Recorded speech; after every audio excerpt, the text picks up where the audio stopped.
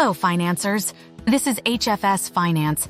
Today we tread on the ashes of the past and get a grasp on some invaluable lessons. When World War II hit the curtain call, Europe was in shambles. But that was until an actual economic superhero stepped in, the American general George Marshall. Heard of him? He was the architect of a grand rescue initiative recognized globally as the Marshall Plan.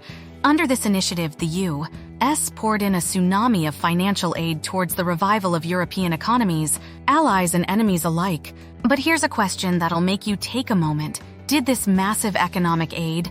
Well, financiers, we've got some stats to feed your curiosity. If we got down to the core of the Marshall Plan's effectiveness, we'd anticipate that the nation's drowning in the depths of the most aid. But there's a plot twist. Our facts and figures don't necessarily support that hypothesis. Germany, despite receiving less aid, recorded higher growth than nations like Norway, France, and Italy.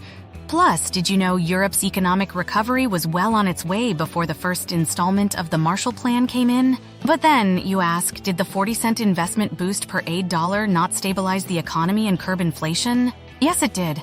But the net effect, it's unbelievably tiny, contributing a mere zero GDP to the annual economic growth of most countries. Now, does it mean that the Marshall Plan was a failed rescue attempt? Hold that thought. The reason for dubbing the Marshall Plan a success was its immense contribution to European cohesion and its role in optimizing politics and liberalizing the economy. This certainly offers some food for thought. Could such a plan be mirrored for troubled economies in Latin America or even Africa? Perhaps Ukraine could be the next potential Marshall Plan nominee, following its war-torn state. Do you think, financiers, this could be the mega move, the turning point that nations like these need? This brings us to the crux of it all. Structures for growth are shaped more by a country's institutions than by international aid. Maybe international aid isn't always the knight in shining armor it's made out to be instead. Perhaps the real heroes in a nation's economic revival are its own institutions. The Marshall Plan, while not the sole driver of Europe's post-war recovery, it's a reminder that financial aid, while helpful, is just one piece of the puzzle.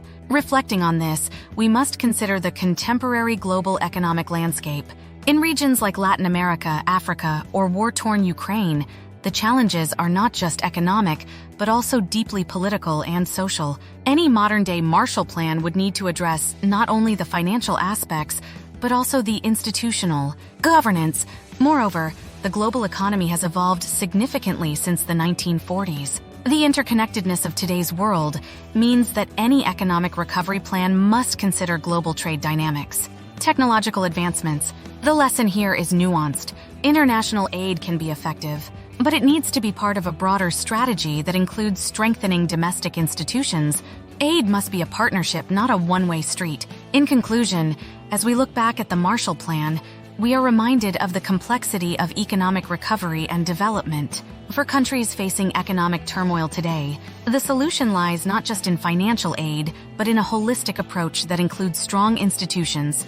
Thank you for joining us on HFS Finance. Don't forget to hit the like button, share, and subscribe for more deep dives into economic history and current financial events. What are your thoughts on the role of international aid in economic recovery? Let us know in the comments below. Stay curious, stay informed, and keep exploring the depths of finance and economics with us. Until